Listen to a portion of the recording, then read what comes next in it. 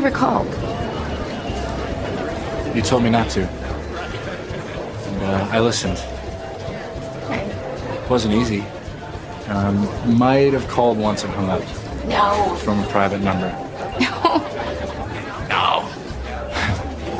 Maybe. Well, you should probably go back. Would you like to hang out while you're here? Maybe we could go to dinner or... Yeah. You still have my number? Yeah, I'll call you. Go. Yeah, I should do. Yeah, go mingle. I'm Vanessa Zoltan. I'm Hannah McGregor. And this is Hot and Bothered. And we are talking about the ending of Forgetting Sarah Marshall. Woohoo!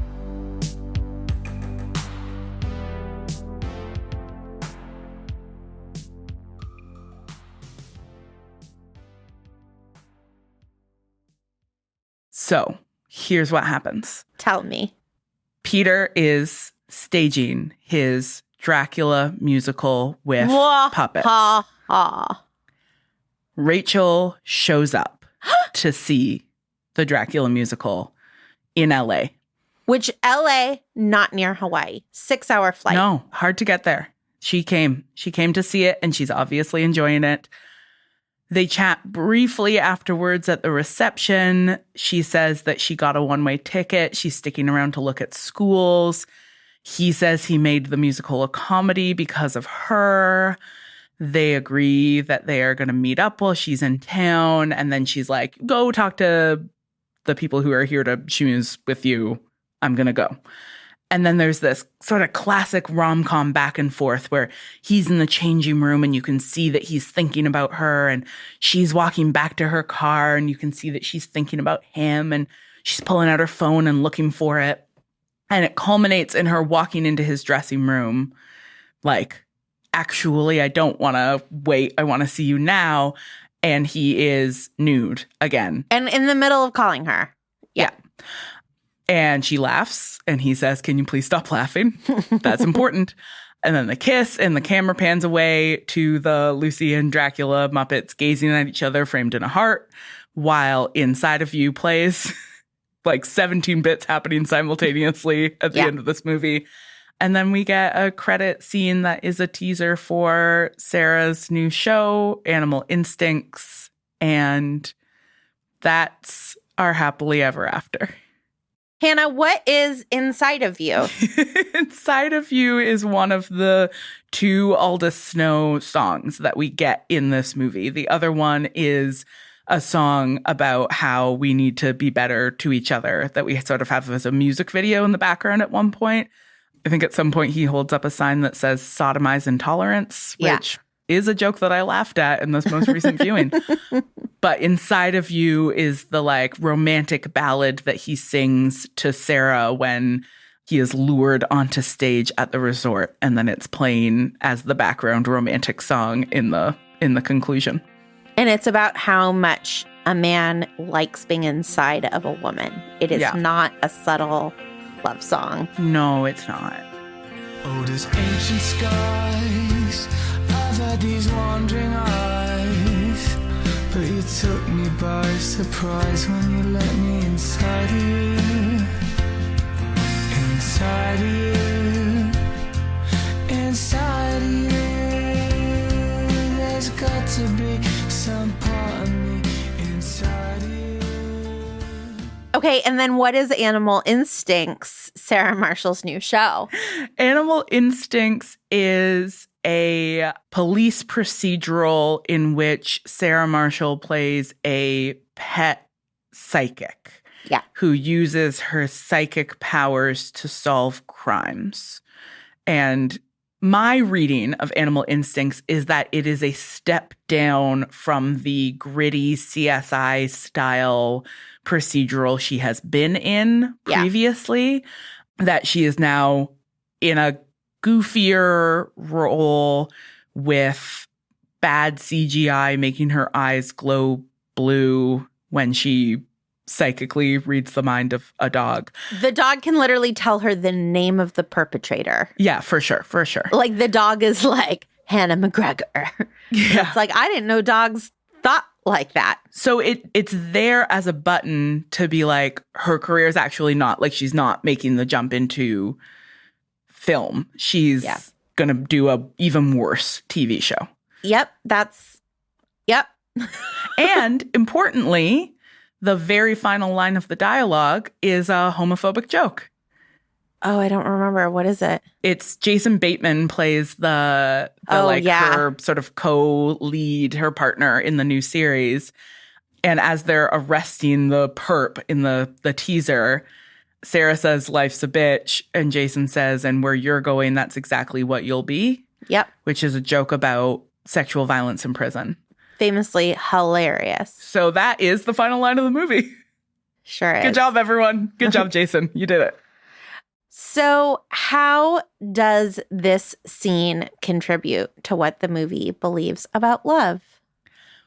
I do think one of the things that this conclusion tells us is that love is a reward for being good.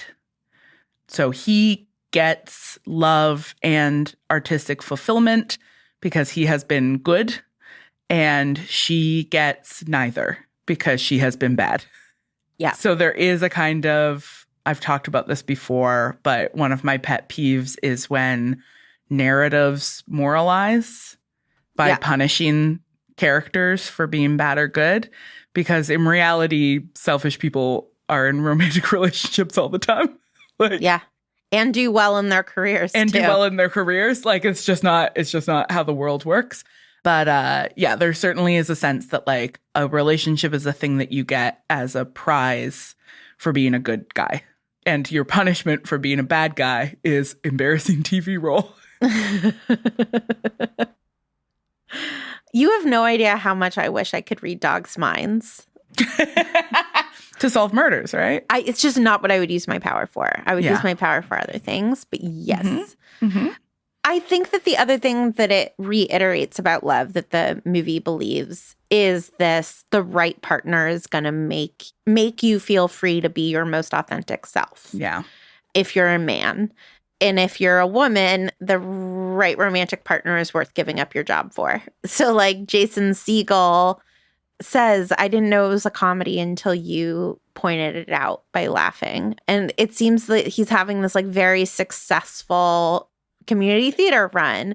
And I remember watching this in 2008 and finding the ending of this movie very charming. The spectacle of the Dracula musical and like the streamers at the end and the like full let your weirdness be the thing. The audience loving it, that it isn't bad. Loved it. For me, it's the part of the movie that's aged the best. Absolutely. I remain a huge fan of the Dracula puppet musical. The number of times I said to Aaron last night while we were watching this, I'd go see that. I would go see that. If that was real, I would go see it. I would go see it 100 times. Like, I've never seen Avenue Q, so I'm probably lying. But that's what I was going to say. It's another 2008 thing, right? Avenue Q comes out in 2003 and is a puppet musical for adults. Like, this is very much a shout out to a moment in musical theater. What do you think? What do you think this ending contributes to what the movie believes about love? Yeah, it really is just right. Like, for men, love is going to make your life bigger. For women, love is going to make your life smaller. And like that's the way it's supposed to be. Yeah, I mean, it wants us, this ending wants us to see what Rachel is doing and what Peter has done as parallel, right? That his artistic constipation has been compared at multiple points in their conversations to her staying in Hawaii and not going back to school. Yeah. That like both of them got kind of stuck as a result of relationships that were not helping them be their best selves. Yeah. And he takes the leap and makes the musical and leans into his weird. And so her version of that is leaving Hawaii and looking into schools. And that's supposed to also be her making her life bigger, I think. It is. It's just then it's like really bad writing. And so what it's telling me is that you don't care about writing your female characters with as much thought. Because, Hannah, get ready to clutch your pearls. There are colleges in Hawaii. you know what? There's Really all good kinds ones. of things in Hawaii. It's a whole place. It's a whole place. It's a whole There place. are really good schools in Hawaii. You know what else there is in Hawaii? Her whole community. Yeah. Like, seemingly everyone she knows. And like a good job. Yeah. That she's good at. Yeah. She like speaks Japanese pretty well. And I bet you there's great hospitality programs in Hawaii.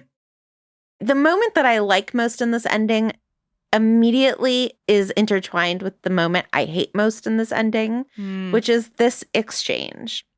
Mila Kunis, Rachel, says to Peter, "You didn't call." And he says, "You told me not to." I love that he doesn't call. She's like, "Don't call me, don't write to me, don't email me." And he doesn't. I hate that she expected him to not listen to her. And by the way, he does write to her. He sends her the invitation to the musical. Yeah, and he did call once and then just didn't talk to her. Right.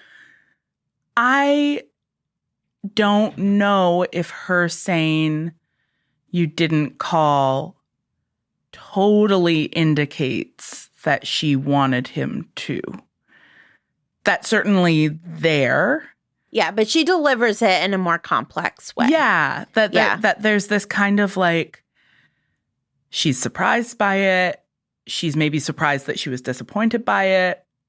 And also the fact that he is somebody who she said don't call and he didn't call is part of why she showed up. Yeah, I love that, right? Like, Yeah. yeah, you put up a very clear boundary and I respected it. I'm like, ooh, say more. Hello. Say more about respective boundaries, my gosh. Oh my God. I fanned myself a little. That's one of the things that stands out. What else stood out for you in this ending? There is a moment at the end of this movie that I'm always like, why is this in this movie? There's a man backstage. Mm-hmm. As Jason Segel is going back to his dressing room, there's a man in a Dracula cape who is like, "Great job tonight, Peter." And Peter's like, "Yeah, I don't really want to talk to you about this right now. I'm in a sweaty unitard." And the guy like talks to him for an extra awkward sentence. And Jason Segel's like, "No, really, I don't want to talk to you right now. I'm in a sweaty unitard." Why is this in the movie? That man is Max Alexander, a stand-up comedian who died in 2016, who I think was best known for regular appearances on The Tonight Show with Johnny Carson, and was just generally a sort of career stand-up comedian. And I think it's a like inside comedy wink. Like a bro in comedy thing. An Easter egg for like LA comedy guys. Got it. Okay. Yeah. So it's coded in a way where I'm like, this is an inside joke that I don't get. Yeah. Because otherwise, this is just like a waste of 15 seconds in a movie. And movies don't waste 15 seconds. So that is helpful to know. I think it's there. Like, yeah, it's a winky inside thing. But I think it is also there to establish for us that that was a success. Yes. That the thing we just saw was good and we liked it. Just in case it was too weird, like just in case people were like, was that embarrassing? It's like we got like a comedy insider. Got it. Being right. like, that was good and I liked it. Yeah, because until then, we've only seen like his friends tell him that. Exactly. Okay. Yep. And a woman. And what do they know? Friends and women famously know nothing. What stood out to you? I was really interested in the fact that we returned to full frontal nudity at the end, and that this is sort of a book ending of the movie. I mean, obviously it is being played for a joke again, for sure, but it is also about the way that his vulnerability and embarrassment gets treated very, very differently in these two situations. And a thing that really, we didn't talk about this last episode, but a thing that did really stand out to me in that first scene in the movie when he's naked in front of Sarah is that she seems grossed out by him. Like, they have been together for 5 years and she seems uncomfortable with his nudity. which is a bummer. Like, I read that differently. I read it as like, please don't be naked and vulnerable in front of me right now. I'm about to dump you. for sure. And also she seems to be like, it's not just that she wants him to not be so vulnerable. She is also put off by it. And I think it is important that, in contrast, Rachel thinks that it's really funny. It is a joke that the makers of this movie are making, that it is funny that Jason Segel is naked. And Kristen Bell's character, Sarah, doesn't get the joke. Like, she's not in on it. She's taking it too seriously, trying to get him to put clothes on, obviously uncomfortable. But Rachel is in on the joke. And that is, I think, really important, that, like, she finds it really funny and then they kiss. So, like, she's in on the joke, but the joke in no way undermines her attraction to him. Yeah. The thing that I remember thinking in 2008 was, oh, she must be really comfortable around him. This is like their first kiss in months and months, if not a year. And she's comfortable kissing him while he's naked. Yeah. And she's fully clothed. There's something so vulnerable about her hand on his long, nude flank. Right. Exactly. And I'm like, oh, she must feel really safe with him, right? Like, in a way. And he's so much bigger than she is. And you really see it in the shot. Yeah. So, yeah, he is an enormous man. That's part of his whole comedy bit. Can I ask you a question about your reading of the ending? yeah. So the final shot, before the credit scene, is Lucy and Dracula. Yeah. And Peter has already identified that part of what he likes about Dracula is that he is this character who, like, he's just a man, right? That's what he says about Dracula. He's just a man. Like, actually, famously not. His whole thing is that he's not just a man. But, like, he's just a man and he just wants love, and then he sucks anybody who gets close to him dry. Smothers them.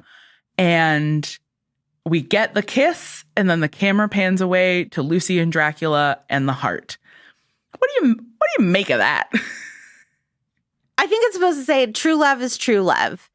Dracula and Lucy had true love, and now Peter and Rachel are going to have true love. I don't think it's trying to say Rachel and Peter are the same as Dracula and Lucy.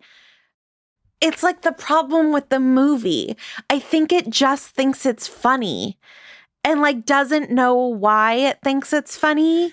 Yeah. This whole era of, like, very improvised comedies, right? Like, again, the sort of Judd Apatow of it all, like comedies that are like 30 to 40% improvised, right? Is that you end up getting a lot of stuff in it that is not cohesive, that is not tightly scripted, that is not thoughtfully related, that is just something they all found really funny on set. Yeah. And so it can be hard to be like, and the through line here is... The word that a lot of reviews used and that I don't think that Judd Apatow had a problem with was shaggy, right? These movies were considered shaggy. They aren't tight. They let things stay in just because it's funny and it has nothing to do with the main plot. Again, those are the bits of this movie that hold up the best to me. Those are the bits that are, like, charming and, like, I agree. And life isn't cohesive, right? You're living your life and you have to go to the DMV, and then something random happens at the DMV that's kind of funny, and it, like, has nothing to do with the rest of your life except that it happened near you. Yeah. And so I think I found that refreshing. I found the shagginess refreshing, that it doesn't all have to mean something. But then they even get messy about the shagginess, because being, like, at a hotel, random stuff is going to happen to you. You are going to meet a diverse group of people and talk to people who you wouldn't otherwise talk to just because you all happen to be sleeping in the same building for a couple of nights. Like, obviously, you're affluent in certain ways, but, like, you're all kind of random. Whereas the last shot of a movie is not random. You have to situate that randomness appropriately. And it's like it loses track of when its own shagginess is a bug, not a feature. Yeah, it's a ending that, because Peter has compared himself to Dracula previously, I feel myself reaching for like, okay, and what this is saying is. Yeah, but and no. I'm like, I don't know if it's saying anything. I think they're just like, aren't these puppets funny? Look at these puppets. They put so much energy into these puppets. I mean, they made those great puppets, so I can't blame them for wanting one more shot. Yeah, I would want another shot at the puppets too. Okay, so we've already narrowed in here on some challenges we have with the ending. What would you do if you could rewrite this ending? I want Rachel to say one line, just like one line of like, yeah, USC has one of the best hospitality programs that focuses on working with Japanese clients. And so I'm here. Half a line about why college in LA. Anything. Any indication of what she's going to study. Just anything. Or I came for the show, but I am thinking about going to college. Want to move back to Hawaii with me because you can write weird music anywhere. I don't know. Like, just I want her to have a real reason. Yeah. That's all I want. I'm so humble. Some interiority would be great. I mean, my rewrite is similar. I want Rachel to stay in Hawaii because I resent the racism of Hawaii being treated as a place for white people to find themselves and then leave when they're done. And I resent that Sarah's rant about like Hawaii not being a real place is narratively proven true. I know. In this decision, like at the level of dialogue, we're supposed to be like, oh, Sarah, what a terrible thing to say. But then at the level of narrative, it's what happens. This movie does Hawaii real dirty. Yep, sure does. You've been listening to Hot and Bothered. We are a small show, so you can really make a difference in whether or not we are able to keep existing. You can leave us a review on Apple Podcasts or wherever you are listening. Compare us to your favorite rom-com. Be like, this is the Love Actually of podcasts. We'll know you mean it as a compliment. We are a Not Sorry production. I'm the executive producer. We're edited and produced by Ariana Nettleman, who is our one true love, and we are distributed by Acast. We love our soulmate level patrons, Molly Reilly, who we would chase through an airport to declare our love to, Elizabeth Schweinsberg, whose heart we would play a game of one-on-one basketball for, Lauren Byer O'Connell, who we would call up on stage to dance with us in front of the whole summer camp, Claudia Hammerman, who we would give the whole door to float on, Avi Lichtenstein, who we would make every person in the kingdom try on a shoe for, Kristen Hall, who we would travel through a time portal to spend the 19th century with, even though they didn't have cough syrup in the 19th century. Shiri Yadlin, who we would write a sonnet about and read it in front of the whole class. Delia Rose, who we are majorly, totally, but crazy in love with. And Leia Goldberg, who we would carry on our backs as we jump from tree to tree like a little spider monkey. We also love our beautiful team, Julia Argy, Nikki Zoltan, AJ Ramos, Courtney Brown, Anissa Ahmed, Danny Langley, and Stephanie Paulsell.